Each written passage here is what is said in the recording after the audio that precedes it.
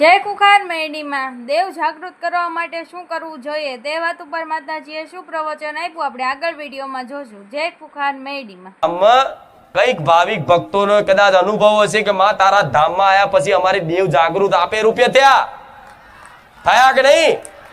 કોઈની ચામુંડા થઈ, કોઈની મહાકાળી થઈ, કોઈની મેલડી થઈ, કોઈની હરસિદ્ધિ થઈ, કોઈની શક્તિ થઈ, કોઈની ખોડિયાર થઈ.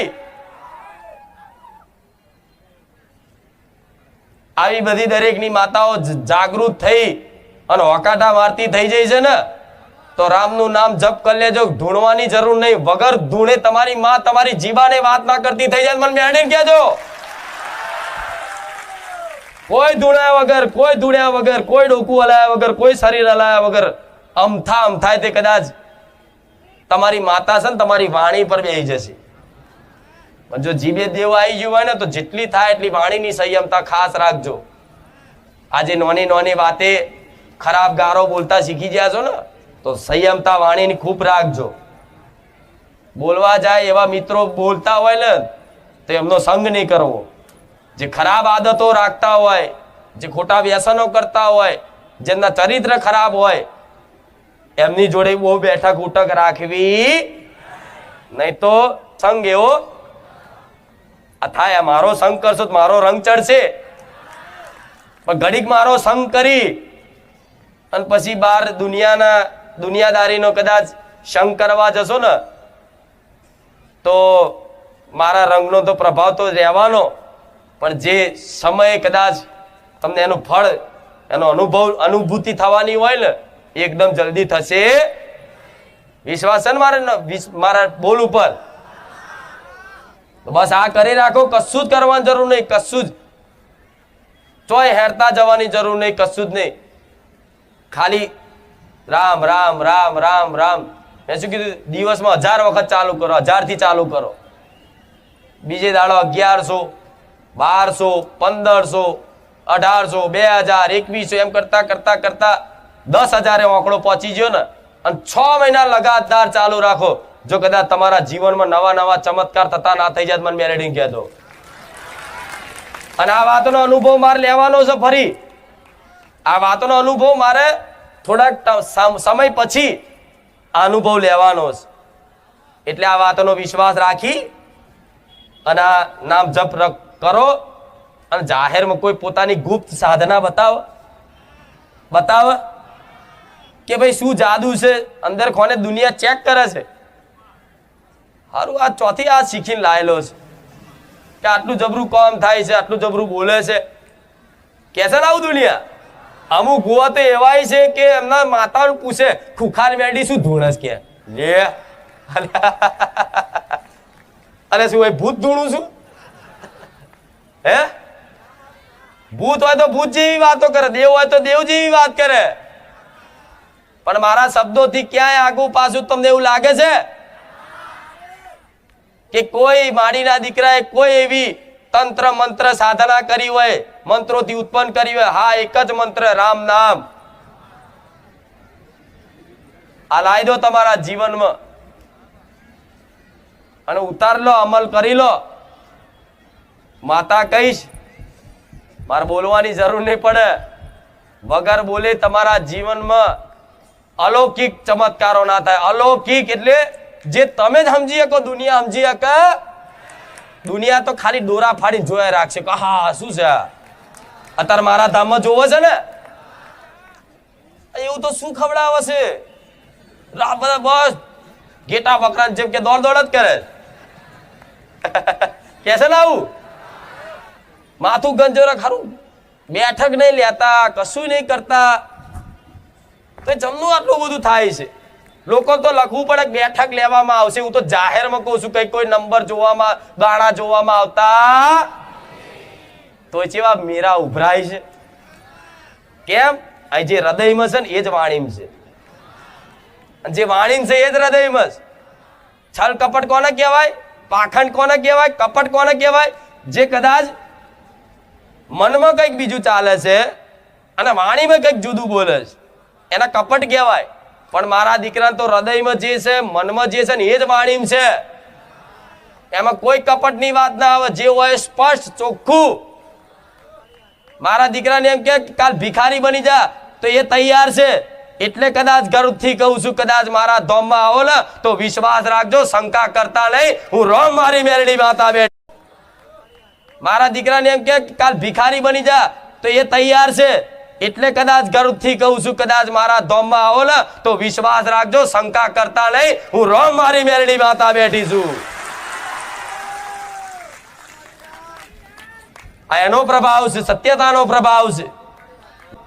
જો કદાચ આવું સત્યતા કદાચ પાલન રાખે ને જે ભુવા, તેમના તોય આવા મેરા થાય. ઢોલ વગાડીને આમંત્રણ ના લો ને તોય મેરા થાય. આ ભલે આજ બારે જામ છું, અહીંથી કદાચ 500 કિલોમીટર જતી રહું તો આ પાછળ આવો, મને એટલો વિશ્વાસ છે. આવો કે નહીં? આ કહેવાય સત્યનું પ્રકાશ, સત્યનો પ્રમાણ કહેવાય ને. જેવી અનુભૂતિ થાય, ગરમી લાગે તો તે અંદર ઠંડક મહેસૂસ થાય છે ને. જેટલો ઉત્સાહ અને હરખ હોય તમારા મુખે, આ હરખ ને ઉત્સાહ ક્યારે તમારો નહીં જવા દો. આવું રહો મારે મેરડી માતા બોલું. એટલે આ જીવનમાં પાલન રાખજો. હજુ તો મારે ઘણું બધું એવું બાકી છે કે મારે તમારા જીવનમાં શીખવાડવું છે, સમજ આલવીશ, સદબુદ્ધિ હારી આલવીશ. ઘણું બધું છે, હજુ તો શરૂઆત જ ચો કરી છે. હું રોજ આવું બોલું છું. હજુ તો શરૂઆત જ પટેલ ને કરી, દુનિયા ગોળી ચકેડીએ ચડી છે. બોલો તો વિચારો, મારી શરૂઆત આવી હશે, મારું એન્ડ જેવું હશે. હા, શું ખોટું? હું નહીં કહેતી સ્પ્રિંગ જેવી માતા છું, ના દબાવશું, પણ આ મૂર્ખાઓ સમજતા નહીં. રોજ રાડો પાડી પાડીને બોલું છું કે મને ના દબાવશો, નકર ઉસરીશ. સ્પ્રિંગ ને દબાવો ને ઉસરે, પણ આ મૂરખના સરદાઓ નહીં કોઈ છાપ પડતી તો દબાવવા જાય છે તો ઉસરું છું. જો આ અને હારું કદાચ એ વાત મગજમાં ઉતરી જાય તો હારું. પણ મારો ભગવાન જો કે મારા ધોમની બદનામી કરવા જાય, ખરાબ કરે, ઘણા કરે છે ને, તમે જોવો છો ને. અને એવું નહીં, બહારના લોકો કદાચ ગામના એવા હોય, અમુક, બધા એવા નહીં. ગામના તો બધા સમાજ છે ને, જે એ સહકાર આલે, સાથ સહકાર આલે. નગરપાલિકાનો સાથ સહકાર છે, જે તે નગરપાલિકાની સેવા મારા ધામમાં પૂરી પાડે છે. લાઇટ બાઇટની વ્યવસ્થા બધું જો સહકાર ઘણોય છે. પણ અમુક હોય એવા 5% કદાચ એમને ના ગમતું હોય, કોકનું કદાચ ભૂવાપણું બંધ થતું હોય, નહીં વધારે ચાલતું હોય તો કોકને નાય ગમે. પણ તમારે કોકનું જો કોક ખરાબ કદાચ વાત કરે ને તો તમારે હોંભરવાની જ નહીં, કાન બંધ કે મારે જાણવું જ નહીં, ભાઈ તું તારું કામ કર, ચાલ. આ શું ખોટું?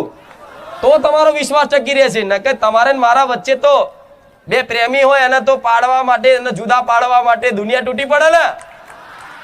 જે બે સાચા પ્રેમી હોય એવું જોયું છે તમે? જેમ મીરા કૃષ્ણને પ્રેમ કરતી તો દુનિયા તૂટી પડી હતી ને, એવી રીતે ભક્ત કોઈ પણ માતાજી કે ભગવાન આવી ભક્તિમાં રંગાય એટલે દુનિયા વિરોધ કરે, તૂટી પડે તમને જુદા પાડવા માટે.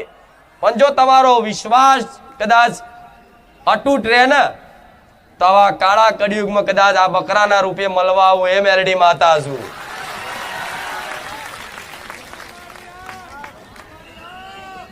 કદાચ ભજન વાપરે મેરું તો ડગે ભલે, પણ જેના મનડા ડગે ને. પાંડબાઈ નું ભજન વાપર્યું છે ને, મેરુ પર્વત ભલે ડગી જતો પણ જેનું મન ના ડગે ને, એની વાત છે.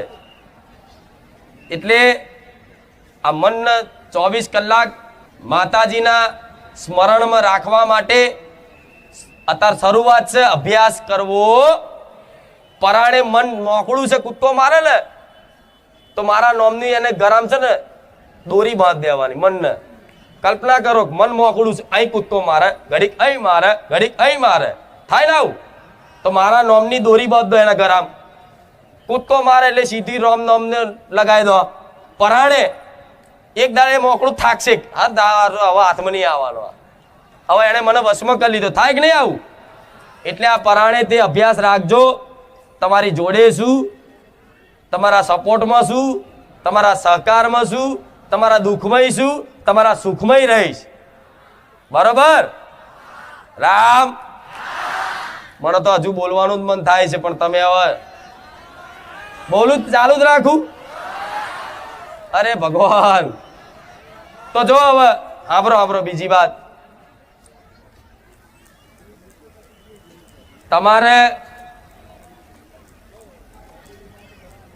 આપણે ગયા રવિવારે વાત કરી હતી, આ ફરી કહું કે વાત મગજમાં કદાચ ઉતરી જાય દરેકને, એવા મારા આશીર્વાદ મારા ભગવાનને પ્રાર્થના કરીશ કે કદાચ મને માનો છો ને દિલથી, તો કદાચ કોઈ પણ અરજી, કોઈ પણ માગ હોય, માગણી હોય ને, તો જેને માનતા હોય, જેની પર વિશ્વાસ આવી ગયો હોય ને, એના હક કરીને માગજો. પણ બીજી જગ્યાએ ક્યાંય બાધા માનતા રાખતા. હું તમને બંધનમાં બાંધવા નથી માંગતી. તમે સ્વતંત્ર છો, તમારે જ્યાં જવું હોય ત્યાં જઈ શકો છો. ક્યારે હું નહીં કહું કે મારા ધામમાં જ તમે આવજો. ના, ગુજરાતમાં ઘેર ઘેર માતાઓ છે, મઠ મઠમાં છે, મંદિર મંદિરમાં છે, બધી જગ્યાએ સાક્ષાત છે. એમાં કોઈ સંદેહ નથી. એવું નહીં કે બારે જા ધામ જ ખાલી સત છે. ના, ગુજરાતમાં જે નાના મોટા ગામડામાં જે મંદિરો છે, નાની અમથી ડેરી છે, મોટું મંદિર, એ સત છે. ના નહીં, તમે બધે જઈ શકો છો. પણ મારી પર વિશ્વાસ આવ્યો હોય ને, તો 5 જગ્યાએ માનતા રાખો, બાધા રાખો, તો એ તમારા વિશ્વાસ ઉપર કલંક કહેવાય. કે તમને એક ઉપર વિશ્વાસ નહીં, ત્યારે તમે 5 જગ્યાએ માનતા રાખો છો. એનો મતલબ એ થયો ને, તમે આવતા જતા 5 જગ્યાએ પાવાગઢ માનતા રાખો, ચોટીલા માનતા રાખો, ખુખાર મેરડીએ રાખો, બહુચરાજીએ રાખો, અંબાજી માતાની રાખો, એક જ માગણી 5 જગ્યા અલગ અલગ માનતાઓ રાખી, તો એનું મતલબ શું થાય કે તમને એક ઉપર ભરોસો નથી. તમને જો મહાકાળી પ્રત્યે ભરોસો આવતો હોય પાવાગઢ, તો બસ એ માનતા રાખો. અને એ જો લગીન પૂરી ના થાય ને, તો લગીન તમારો ભરોસો તોડશા. સમજે ને મેં શું કીધું? મંદિરે જાઓ, બધે જાઓ, ધામ ફરવા જાઓ. ફરવા તો નહીં, દર્શન કરવા, પણ અત્યારે ફરવાના બોને ધામ જાઓ છો. ભલે જાઓ, બધે જાઓ, પણ મેં કીધું તું ને ગયા રવિવાર, આ ફરી કહું છું, પ્રાર્થના એવી જ કરવાની બધી જગ્યાએ કે બસ અમને જે કુખાર મેરડીમાં જે સતનો માર્ગ બતાવ્યો છે ને, કે હે માં, અમને એ સતના માર્ગ ઉપર થોડી ચાલવાની શક્તિ આપજો, અને અમારી કુળદેવીની ભક્તિ કરવાની થોડી કૃપા રાખજો. અને આવનારા તમારા ધામે, તમારા મંદિરમાં જે તે ભાવિક ભક્તો આવે, એ દુખિયારાના દુઃખ તમે દૂર કરજો. બસ આટલી પ્રાર્થના કરશો ને, એટલે બધું આવી ગયું. બરોબર ને? નહીં તો જો અહીં માનતા રાખી કે મારી ઘર લેવું છે, 3 મહિનામાં જો ઘર કદાચ કુખાર મેરડીમાં મને કરી આલો, તમારી માનતા રાખું છું, પૈસા હલવાયેલા આવી જાય, આ તે. અને જો 3 મહિના પૂરા ના થયા અને 15 દાડા થયા, અને 15 દાડામાં જઈને કદાચ ક્યાંક જોગણી માના મંદિરે કે દુનિયાની માતાના મંદિરે જઈ અને માનતા રાખીને, તો એ માતાને કોલમાં જઈને કહી આવીશું. કોના વિશ્વાસ નહીં મારી પર કોમ ના કરતી? થાય કે નહીં? એવું દેવદેવને તો વાતો થતી હોય કે નહીં? એ મેરડીમાં બીજા મેરડીમાં હોય, મેરડીમાં તો એક જ છે, પણ દીવા તો અલગ અલગ હોય ને. તે બીજે મેરડીમાં આવી જાઓ ને તમે અને માનતા રાખો ને, તો તરત હું પહોંચી જાઉં. હજુ મારે તો માનતા રાખી 1 મહિના ટાઈમ આલ્યો છે, અને તરત 15 દાડા ફરી માનતા રાખી. કોમ ના કરતી હોય, અધૂર્યો છે આ માતા. કેવું? હા હા હા, લેહરતા દેવનું તો મન રાખે કે નહીં? જો મારા કહેવાથી બધાની માતાઓ જાગૃત થતી હોય, તો મારું મન ના રાખે? હું જ જઈને ચાળી કરી આવું. આનું કામ ના કરતી, અધૂરીઓ છે, 4 જગ્યા ફરી રહ્યો છે. જોજે ભરોસો ના કરતી, આ નારિયેળ બાકી રાખશે. થાય કે નહીં આવું? પણ એક જ જગ્યાએ ભરોસો હોય ને, એક જ જગ્યાએ ભરોસો રાખ્યો હોય ને, અને દુનિયાના મંદિરોમાં જાઓ ને પ્રાર્થના કરો ને, તો કદાચ એ બીજી માતાઓ મને કહેવા આવે કે તારા દીકરાની અરજી જલ્દી હોંભરી જશે, તારો દીકરો બહુ ભોળ્યો ને હાથ